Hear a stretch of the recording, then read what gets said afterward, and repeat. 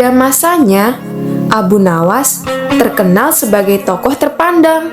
Sekaligus, ia juga terkenal sebagai orang yang alim dalam bidang agama. Tak begitu mengherankan jika Abu Nawas mempunyai santri yang tidak sedikit.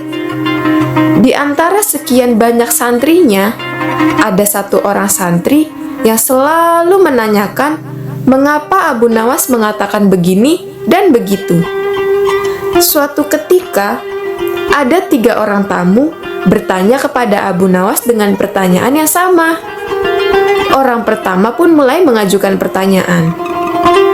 Wahai Abu Nawas, manakah yang lebih utama antara orang yang mengerjakan perkara dosa besar atau orang yang mengerjakan perkara dosa kecil? Orang yang mengerjakan perkara dosa kecil, jawab Abu Nawas. Mengapa demikian? Kata orang pertama. Sebab kemungkinan diampuni dosanya lebih mudah, jawab Abu Nawas. Orang pertama merasa puas dengan jawaban Abu Nawas karena ia memang yakin begitu. Orang kedua pun mengajukan pertanyaan yang sama. Manakah yang lebih utama, orang yang mengerjakan perkara dosa besar atau orang yang mengerjakan perkara dosa kecil? Orang yang tidak melakukan perkara keduanya, jawab Abu Nawas. Mengapa, wahai Abu Nawas? Kata orang kedua. Dengan tidak melakukan perkara keduanya, maka kita terbebas dari belenggu dosa, jawab Abu Nawas. Orang kedua langsung bisa memahami jawaban dari Abu Nawas.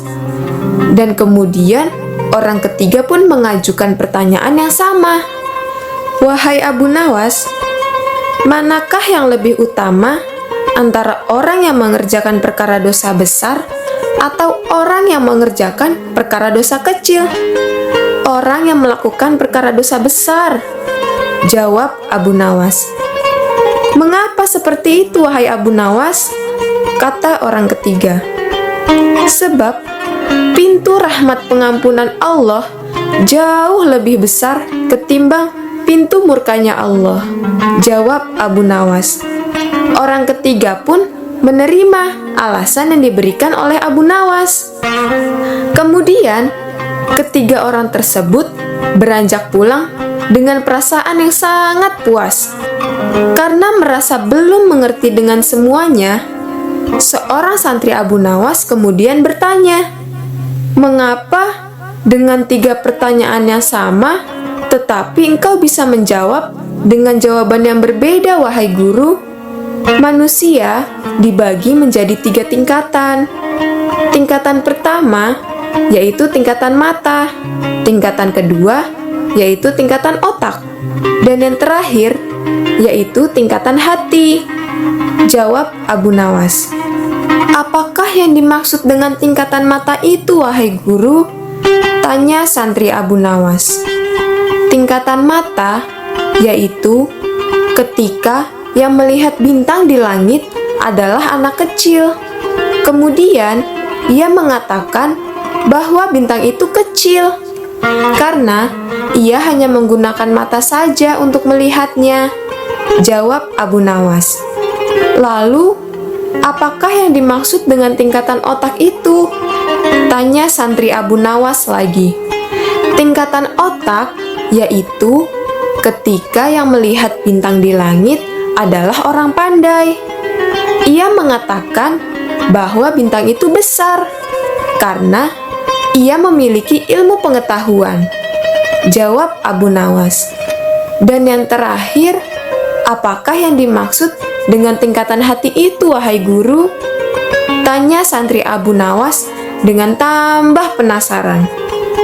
Tingkatan hati yaitu ketika yang melihat bintang di langit adalah orang pandai dan dia paham.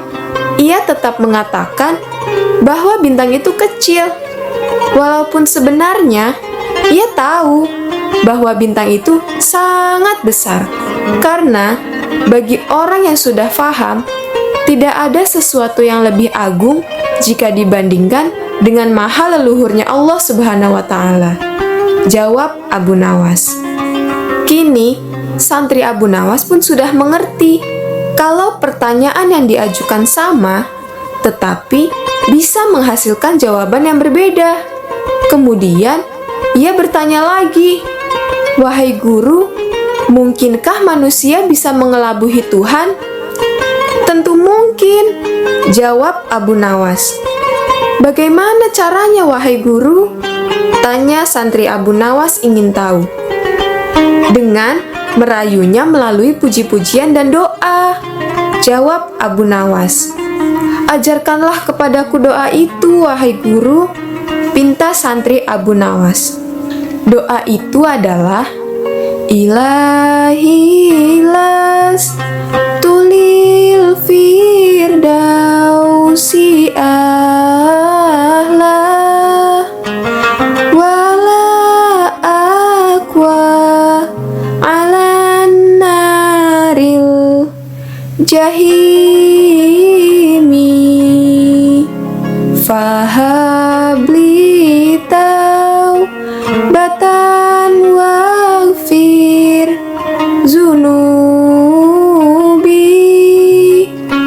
fa innaka ghafiru zambil azimi." Arti doa itu adalah, "Duhai Tuhanku, aku tidak layak menjadi penghuni surga. Namun, aku juga tidak akan kuat dengan panasnya api neraka. Oleh sebab itu, terimalah taubatku, serta ampunilah dosa-dosaku, karena sesungguhnya Engkaulah Zat yang Maha Mengampuni dosa-dosa besar." Jawab Abu Nawas. Kisah selanjutnya. Keinginan Baginda untuk menghukum Abu Nawas sebenarnya masih sangat membara. Namun, Baginda merasa kehabisan akal untuk menjebak dan mengerjai Abu Nawas. Seorang penasihat kerajaan kepercayaan Baginda menyarankan agar Baginda memanggil seorang ilmuwan dan ulama yang berilmu tinggi untuk menandingi Abu Nawas. Pasti masih ada peluang untuk mencari kelemahan Abu Nawas. Menjebak pencuri harus dengan pencuri, dan ulama harus dengan ulama. Baginda menerima usul yang cemerlang itu dengan hati yang bulat. Setelah ulama yang berilmu tinggi berhasil ditemukan, Baginda Raja menanyakan cara terbaik untuk menjerat Abu Nawas. Ulama itu memberitahu cara-cara yang paling jitu kepada Baginda Raja. Baginda Raja manggut-manggut setuju. Wajah Baginda tidak lagi murung. Apalagi sang ulama itu menegaskan bahwa ramalan Abu Nawas tentang takdir kematian Baginda Raja sama sekali tidak mempunyai dasar yang kuat. Tiada seorang pun manusia yang tahu kapan dan di bumi mana ia akan mati, apalagi tentang ajal orang lain. Ulama yang diutus oleh Baginda Raja mulai mengadakan persiapan seperlunya untuk memberikan pukulan fatal bagi Abu Nawas. Siasat pun dijalankan sesuai dengan rencana. Abu Nawas terjerembab ke pangkuan siasat sang ulama. Abu Nawas melakukan kesalahan yang bisa menghantarnya ke tiang gantungan atau tempat pemancungan. Benarlah peribahasa yang berbunyi, sepandai-pandai tupai melompat, pasti suatu saat akan terpeleset. Kini, Abu Nawas benar-benar mati kutu. Sebentar lagi, ia akan dihukum mati karena jebakan sang ilmuwan ulama. Benarkah Abu Nawas sudah kalah? Kita lihat saja nanti. Banyak orang yang merasa simpati atas nasib Abu Nawas, terutama orang-orang miskin dan tertindas yang pernah ditolongnya. Namun, derai air mata para pecinta dan pengagum Abu Nawas tidak akan mampu menghentikan hukuman mati yang akan dijatuhkan. Baginda Raja Harun al-Rasyid benar-benar menikmati kemenangannya. Belum pernah Baginda terlihat seriang sekarang. Keyakinan orang-orang banyak yang bertambah mantap. Hanya satu orang yang tetap tidak yakin bahwa hidup Abu Nawas akan berakhir setragis itu, yaitu istri Abu Nawas. Bukankah Allah lebih dekat daripada urat leher hambanya?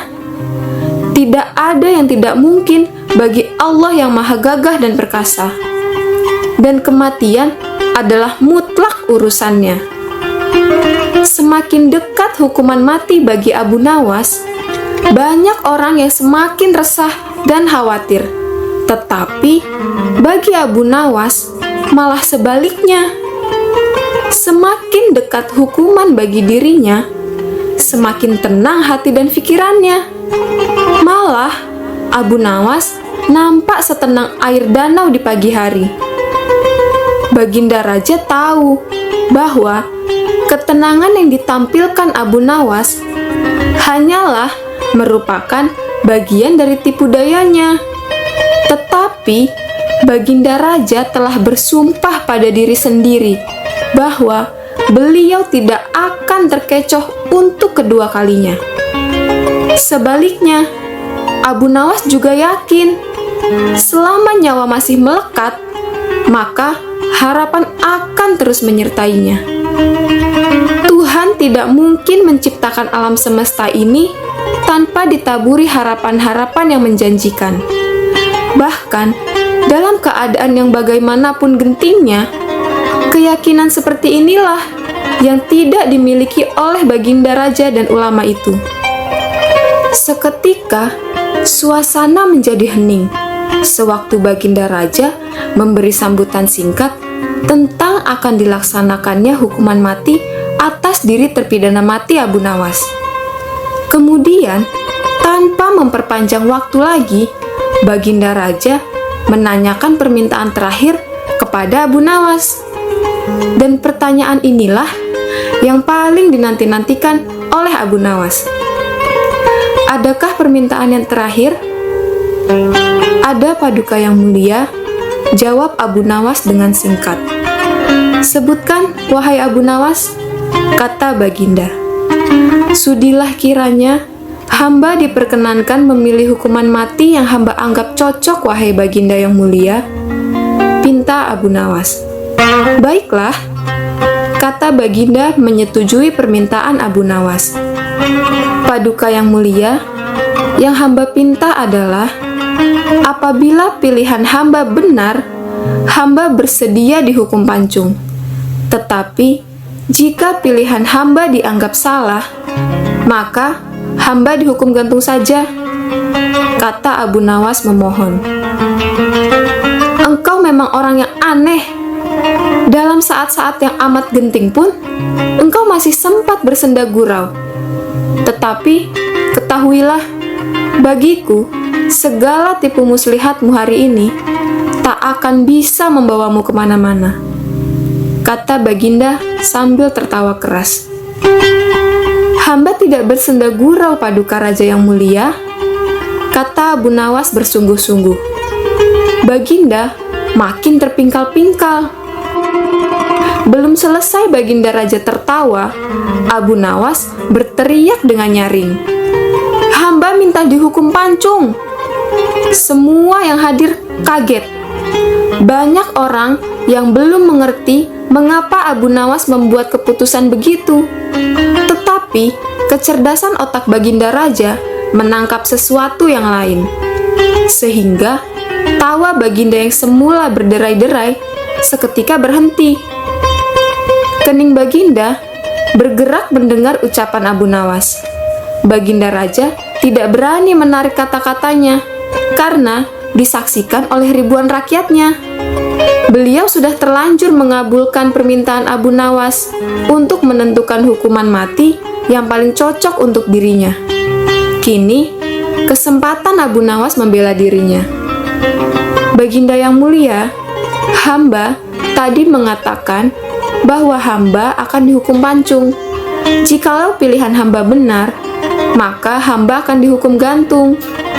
Tetapi, di manakah letak kesalahan pilihan hamba sehingga hamba harus dihukum gantung? Padahal, hamba telah memilih hukuman pancung. Baginda raja dan ulama itu menjadi tercengang. Benar-benar luar biasa otak Abu Nawas ini. Rasanya, tidak ada lagi manusia pintar selain Abu Nawas di negeri Baghdad ini. Abu Nawas, aku mengampunimu. Tapi, sekarang jawablah pertanyaanku ini. Berapa banyakkah bintang di langit? Oh, gampang sekali tuanku. Iya, tapi berapa? 100 juta? 100 miliar? Tanya Baginda. Bukan tuanku, cuma sebanyak pasir di pantai. Kau ini, bagaimana bisa orang menghitung pasir di pantai? Bagaimana pula orang bisa menghitung bintang di langit? Raja pun tertawa terpingkal-pingkal. Kau memang penggeli hati. Kau adalah pelipur laraku, Abu Nawas. Mulai sekarang, jangan segan-segan, sering-seringlah datang ke istanaku. Aku ingin selalu mendengar lelucon-leluconmu yang baru. Siap, Baginda. Lalu, Baginda memerintahkan bendahara kerajaan untuk memberikan sekantung uang kepada manusia terlucu di negerinya itu. Nanti kisah selanjutnya. Suatu ketika, kawan-kawan Abu Nawas sedang merencanakan perjalanan wisata ke hutan. Akan tetapi, menurut mereka, tanpa keikutsertaan Abu Nawas, maka perjalanan akan terasa amat membosankan. Akhirnya, mereka semua pergi ke rumah Abu Nawas untuk mengajaknya ikut serta dalam perjalanan wisata yang mereka rencanakan. Abu Nawas pun merasa tidak keberatan dengan rencana tersebut. Kemudian, keesokan harinya, mereka pergi dengan mengendarai keledai masing-masing. Selama perjalanan, mereka saling bersenda gurau. Hingga tak terasa, sudah hampir separuh perjalanan telah mereka tempuh. Hingga tibalah mereka di pertigaan jalan yang jauh dari perumahan penduduk. Mereka pun menghentikan perjalanan karena mereka merasa ragu. Setahu mereka, kedua jalan itu memang menuju ke hutan, tetapi mereka tidak mengetahui jalan mana yang menuju ke hutan wisata sesuai rencana mereka. Bukan hutan yang dihuni oleh binatang-binatang buas yang justru akan membahayakan jiwa mereka. Abu Nawas pun hanya bisa memberikan saran kepada mereka untuk tidak meneruskan perjalanan. Karena bila salah pilih jalan, maka mereka semua tak akan pernah bisa kembali. Bukankah lebih bijaksana bila kita meninggalkan sesuatu yang meragukan? Tetapi salah seorang dari mereka tiba-tiba berkata, "Ah iya, aku ingat. Aku mempunyai 2 orang sahabat yang tinggal dekat semak-semak di sebelah sana. Mereka adalah saudara kembar yang amat mirip hingga sulit dibedakan. Namun, yang satu selalu berkata jujur, sedangkan yang lainnya selalu berkata bohong. Dan juga, mereka adalah orang-orang yang aneh, karena mereka hanya mau menjawab satu pertanyaan saja. Apakah engkau mengenali salah satu dari mereka yang selalu berkata benar? Adakah ciri-ciri tertentu agar kita bisa sedikit membedakan?" Tanya Abu Nawas. "Tidak, sungguh mereka sama sekali tidak bisa dibedakan, Abu Nawas," jawab kawan Abu Nawas. "Baiklah, kalau begitu, lebih baik kita beristirahat sejenak," usul Abu Nawas. Abu Nawas dan kawan-kawannya makan daging dengan madu saat mereka istirahat. Seusai makan, mereka langsung berangkat menuju ke rumah yang dihuni oleh 2 orang kembar bersaudara. Setelah itu, mereka langsung mengetuk pintu rumah 2 orang kembar bersaudara itu. Kemudian, pintu pun dibuka oleh salah seorang dari 2 orang kembar bersaudara itu. "Maaf, engkau hanya boleh mengajukan 1 pertanyaan saja. Tidak boleh lebih, karena aku sangat sibuk," katanya. Kemudian, Abu Nawas menghampiri orang itu dan berbisik kepadanya. Orang itu pun menjawab pertanyaan Abu Nawas dengan cara berbisik pula. Abu Nawas mengucapkan terima kasih dan segera memohon diri. Kemudian, salah satu kawannya bertanya, "Apa yang dia katakan, Abu Nawas?"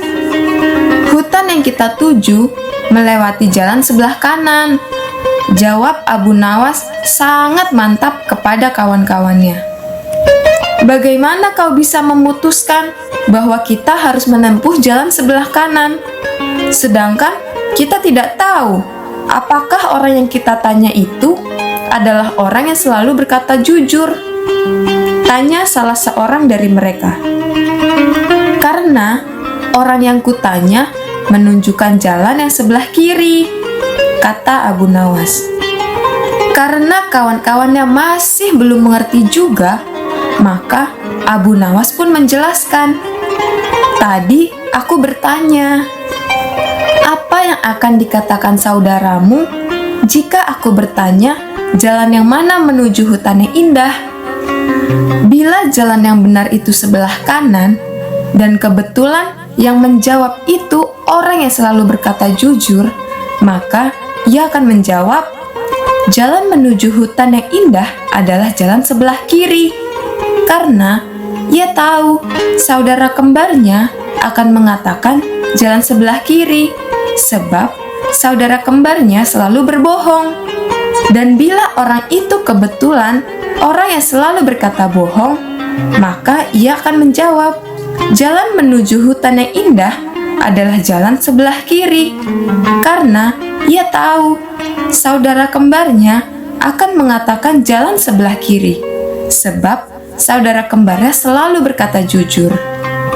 Maka mereka pun sepakat untuk mengambil jalan sebelah kanan. Nantikan kisah selanjutnya. Sudah lama sekali Abu Nawas tidak dipanggil ke istana untuk menghadap Raja Harun al-Rasyid. Abu Nawas juga sudah lama tidak muncul di kedai teh. Sahabat-sahabat Abu Nawas banyak yang merasa kurang bergairah tanpa kehadiran Abu Nawas. Tentu saja, keadaan kedai tak semarak dan sehumor dahulu karena Abu Nawas si pemicu tawa tidak ada. Suatu hari, ada seorang laki-laki tua ke kedai teh dan menanyakan keberadaan Abu Nawas. Ia mengeluh bahwa dirinya tidak menemukan jalan keluar dari masalah yang dihadapinya. Salah seorang sahabat Abu Nawas ingin mencoba untuk menolongnya. "Cobalah jelaskan kesulitanmu kepadaku. Barangkali aku bisa membantunya," kata kawan Abu Nawas. "Baiklah, aku mempunyai rumah yang amat sempit dan kumuh. Sedangkan aku tinggal bersama istri dan 8 anakku.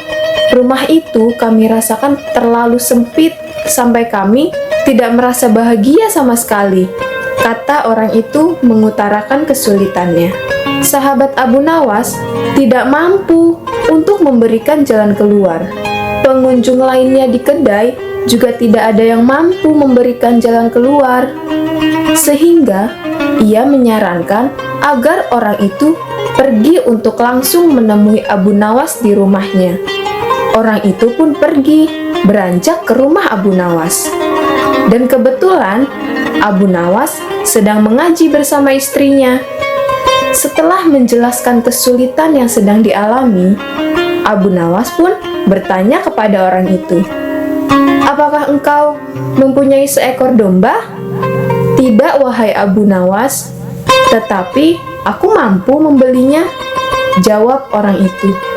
"Kalau begitu, belilah seekor domba dan tempatkan domba itu di dalam rumahmu," ujar Abu Nawas menyarankan. Orang itu tidak membantah sama sekali. Dia langsung pergi dan membeli seekor domba seperti yang dikatakan Abu Nawas.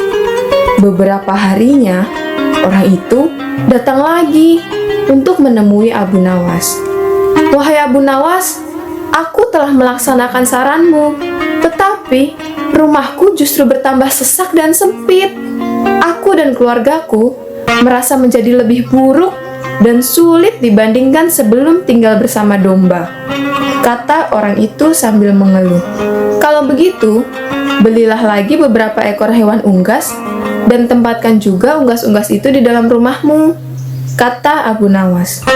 Orang itu pun tetap tidak membantah perintah Abu Nawas. Malah, ia langsung membeli beberapa ekor unggas yang kemudian dimasukkan ke dalam rumahnya. Beberapa harinya kemudian, orang itu mendatangi kembali rumah Abu Nawas. "Wahai Abu Nawas, aku sudah melaksanakan semua saran-saranmu dengan menambah penghuni rumahku dengan beberapa ekor unggas.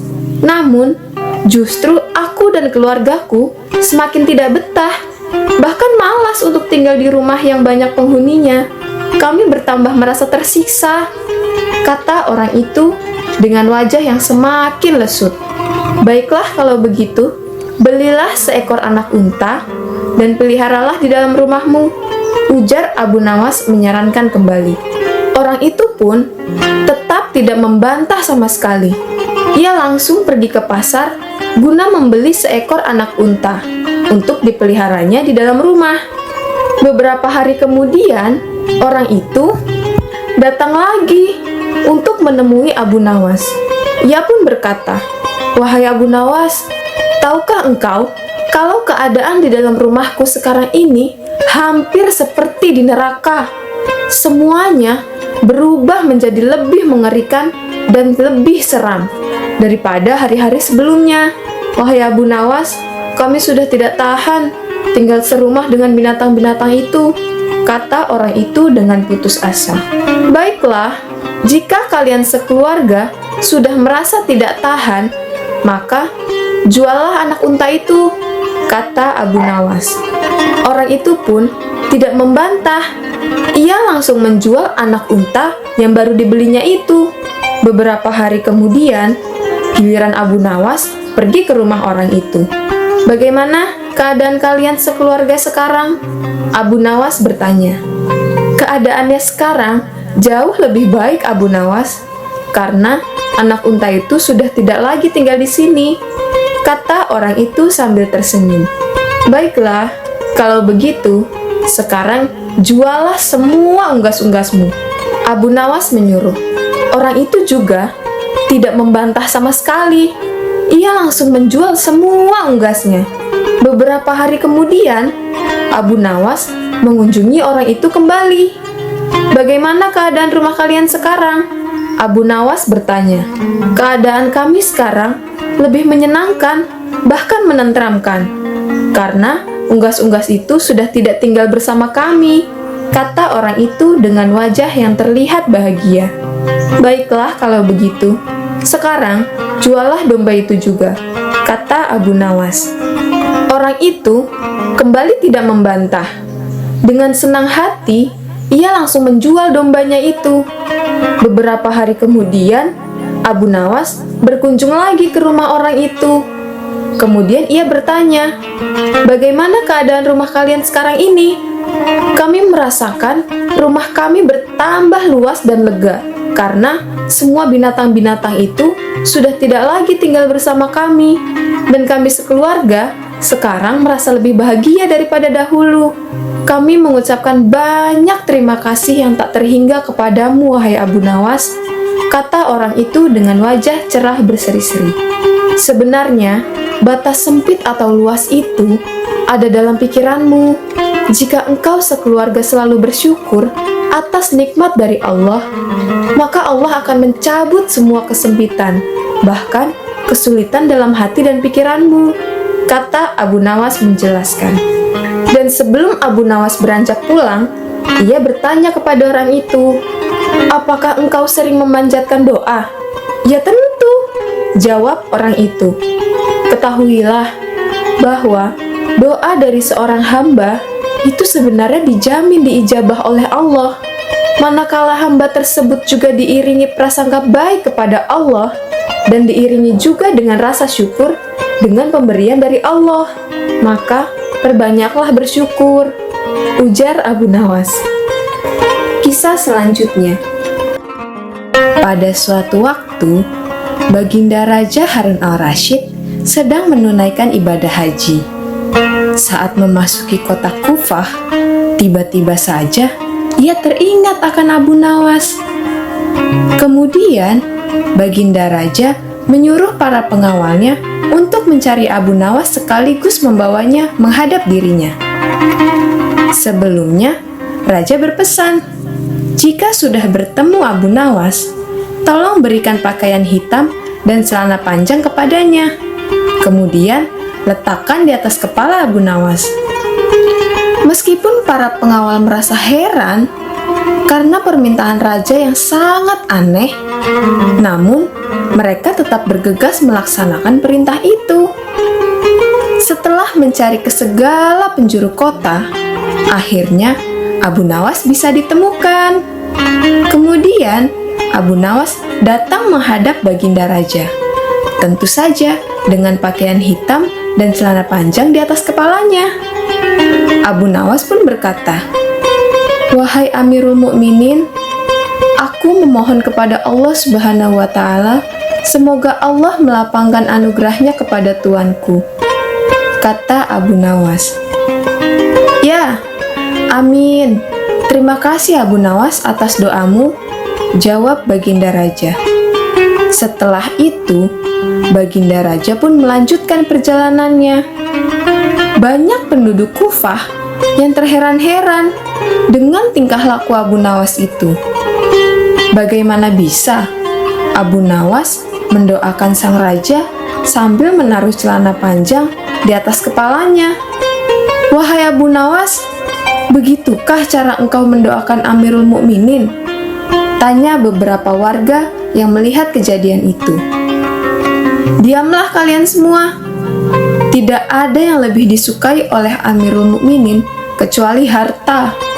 Celakalah kalian semua," jawab Abu Nawas dengan santainya. Abu Nawas pun segera berlalu dari tempat itu.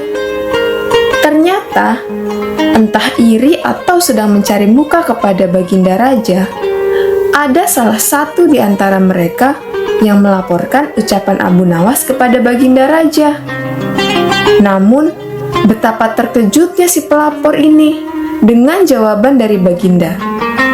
Demi Allah, Abu Nawas berkata benar. Ia tidak berdusta. Si pelapor menjadi malu karena kejadian ini. Ia pun gagal untuk mencari muka di hadapan Baginda Raja. Kemudian, Baginda Raja menyuruhnya pulang. Namun, Baginda juga berpesan untuk tidak menjadi manusia yang suka mengadu domba dan juga mencari muka. Kisah selanjutnya. Suatu hari, Baginda Raja Harun al-Rasyid berniat merayakan pesta ulang tahun kerajaan bersama dengan seluruh rakyatnya. Maka digelarlah acara hajatan yang sangat besar. Saat hari yang telah ditentukan tiba, berkumpullah rakyat Baghdad di depan istana. Kemudian Baginda Raja Harun al-Rasyid berkata, "Wahai rakyatku, karena hari ini adalah ulang tahun kerajaan kita, maka aku akan memberikan hadiah kepada para fakir miskin, dan aku juga akan mengurangi hukuman para tahanan menjadi setengah dari sisa hukumannya." Tentu saja, rakyat Baghdad bersukaria mendengar ucapan sang raja. Mereka dengan sangat gembira merayakan pesta ulang tahun kerajaan mereka. Mereka pun menyantap aneka makanan yang telah disediakan yang terlihat sangat lezat. Tak berapa lama kemudian, para pengawal istana membagikan hadiah kepada fakir miskin sesuai yang telah dijanjikan oleh Baginda Raja. Kemudian, Baginda Raja memanggil para tahanan setelah memastikan bahwa seluruh rakyat fakir miskin sudah mendapatkan hadiah. Tahanan yang mendapat kesempatan pertama bernama Sofyan. "Berapa tahun hukumanmu, Sofyan?" tanya Baginda. 2 tahun, Baginda yang mulia, jawab Sofyan. "Lalu, sudah berapa tahun yang kau jalani?" tanya Baginda lagi. "Ampun, Baginda yang mulia, sudah 1 tahun, Baginda," jawab Sofyan. "Baiklah, sisa hukumanmu aku kurangi menjadi 6 bulan saja, setengah dari 1 tahun sisa yang kau jalani," tegas Baginda. "Terima kasih, wahai Baginda yang mulia. Semoga Allah senantiasa merahmati Baginda yang mulia," ujar Sofyan. Tahanan yang kedua, yaitu Ali, kemudian dipanggil menghadap Baginda Raja. Baginda Raja pun bertanya, "Berapa tahun hukumanmu, Ali?" tanya Baginda. Ali menjawab dengan nada yang sangat sedih. "Mohon ampun, Baginda yang mulia, hamba dihukum seumur hidup," jawab Ali. Baginda Raja pun menjadi bingung mendengar jawaban Ali tersebut. Baginda Raja tidak tahu harus menjawab apa untuk mengurangi hukuman Ali. Namun, Baginda Raja tiba-tiba teringat dengan Abu Nawas. Akhirnya, Abu Nawas pun dipanggil menghadap Baginda Raja. Kemudian, Abu Nawas yang turut serta dalam pesta ulang tahun kerajaan menghampiri Baginda Raja. Baginda Raja berkata, "Abu Nawas, saat ini aku bingung mengenai hadiah pengampunan bagi Ali, karena dia dihukum seumur hidup, sedangkan aku telah berjanji di hadapan rakyatku akan memberikan pengampunan setengah dari sisa hukuman. Aku pun tidak tahu sampai umur berapa Ali akan hidup. Aku membutuhkan nasihatmu, wahai Abu Nawas. Bagaimana caraku memberikan pengampunan kepada Ali dari sisa hukumannya itu?" Mendengar penuturan Baginda Raja, Abu Nawas pun ikut menjadi bingung. Sejenak, ia berpikir, bagaimana caranya mengurangi umur seseorang. Padahal, ia sendiri juga tidak tahu sampai kapan umurnya. "Wahai Baginda, hamba meminta waktu untuk memikirkan hal tersebut," ujar Abu Nawas. "Baiklah Abu Nawas, aku memberimu waktu 1 hari saja, tidak boleh lebih," jawab Baginda Raja. Kemudian, setelah pesta selesai, Abu Nawas pun kembali ke rumahnya. Abu Nawas berpikir sangat keras untuk memecahkan masalah yang tengah dihadapi Baginda Raja. Hingga ia pun tak bisa tidur karena selalu kepikiran akan hal itu. Namun, selang beberapa waktu, tampaklah senyuman di bibir Abu Nawas, pertanda bahwa solusi telah ditemukan. Malam itu, Abu Nawas segera masuk ke kamar untuk tidur dengan nyenyak, karena besok pagi ia akan menghadap Baginda Raja. Keesokan harinya, pagi-pagi sekali, Abu Nawas telah bangun. Ia pun berpamitan kepada istrinya untuk pergi menghadap Baginda Raja. Setelah sampai di kerajaan, Abu Nawas segera menghadap Baginda Raja. "Wahai Baginda Raja yang mulia, hamba sudah mendapatkan cara untuk memecahkan masalah Ali. Begini, sebaiknya Ali berada di luar penjara dan bisa bebas selama 1 hari. Lalu, pada esok harinya, masukkan kembali ia ke dalam penjara selama 1 hari. Lusa pun demikian, bebaskan Ali sehari kemudian. Keesokannya, penjarakan lagi. Hal itu berlangsung selama umur Ali, jelas Abu Nawas. Mendengar penjelasan Abu Nawas, Baginda Raja pun tersenyum karena masalah telah terselesaikan. Wahai Abu Nawas, engkau memang sangat pandai. Kalau begitu, aku juga akan memberimu hadiah, yaitu sekantung keping emas, ujar Baginda Raja. Wahai Baginda Raja yang mulia, terima kasih atas hadiahmu, jawab Abu Nawas. Abu Nawas pun pulang dengan wajah yang sangat ceria dan sangat berseri-seri karena membawa sekantung keping emas. Kisah selanjutnya. Suatu hari, Baginda Raja memberikan hadiah kepada Abu Nawas seekor keledai. Tentu, dengan senang hati, Abu Nawas menerima hadiah dari Baginda Raja itu. Pada zaman dahulu, keledai digunakan sebagai alat transportasi dan pekerjaan lainnya. Dan pada saat itu, Abu Nawas sendiri juga sedang membutuhkan keledai sebagai tunggangannya, karena ia tidak perlu berjalan kaki jika hendak pergi kemanapun. Sehingga Abu Nawas merasa sangat senang dengan hadiah yang diberikan oleh Baginda Raja. Tetapi ternyata ada udang di balik batu terkait hadiah itu. Abu Nawas, aku minta ajari keledai itu membaca. Aku beri waktu kepadamu selama 2 pekan. Datanglah kembali ke sini dan mari kita lihat hasilnya, ucap Baginda Raja dengan wajah sangat serius. Mendengar perintah Baginda Raja itu, wajah Abu Nawas mendadak menjadi pucat.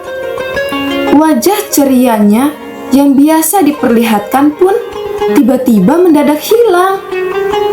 Abu Nawas sadar jika ini adalah perintah yang mesti diselesaikan dengan baik dan benar. Karena jika gagal, habislah dia. Abu Nawas pun kembali pulang dengan membawa keledai hadiah dari Baginda Raja. Dan dia kembali ke istana 2 pekan kemudian. Tanpa banyak bicara, Baginda Raja langsung menunjuk ke sebuah buku besar. Abu Nawas pun segera menggiring keledainya menuju ke buku yang ditunjuk oleh Baginda Raja dan membuka sampulnya. Si keledai mulai menatap buku tersebut, dan tidak lama kemudian si keledai pun mulai membalik halamannya dengan lidah. Si keledai itu terus-menerus membalik setiap halaman sampai ke halaman terakhir. Setelah itu, si keledai menatap Abu Nawas. Demikianlah Baginda Raja, keledaiku sudah bisa membaca, ucap Abu Nawas dengan tersenyum. Baginda Raja pun mulai menginterogasi Abu Nawas. Bagaimana caramu mengajari dia membaca, Abu Nawas? Abu Nawas pun mulai menceritakan bagaimana ia mengajari keledai itu membaca. Begini, Baginda, saat hamba tiba di rumah, hamba siapkan lembaran-lembaran besar yang mirip seperti buku. Tidak lupa juga, hamba sisipkan biji-biji gandum di dalamnya. Untuk bisa memakan biji-biji gandum tersebut, tentu keledai itu harus belajar membalik halaman. Hal itu dilakukan terus-menerus sampai keledai itu terlatih betul untuk membalik halaman buku dengan baik dan benar. Tapi, bukankah keledai itu tidak mengerti apa yang dibacanya? Ucap Baginda Raja merasa tidak puas. Memang demikianlah cara keledai membaca, Baginda. Ia hanya membalik-balik halaman tanpa mengerti isinya. Jika kita membuka buku tanpa mengerti isinya, kita disebut sebodoh keledai, bukan? Jawab Abu Nawas. Baginda Raja pun menatap wajah keledai dan Abu Nawas secara bergantian. Kemudian, mengangguk-anggukkan kepalanya, menandakan bahwa memang benar apa yang dikatakan oleh Abu Nawas. "Dasar kau Abu Nawas," gumam Baginda Raja. Baginda Raja pun mengusir Abu Nawas bersama keledainya itu.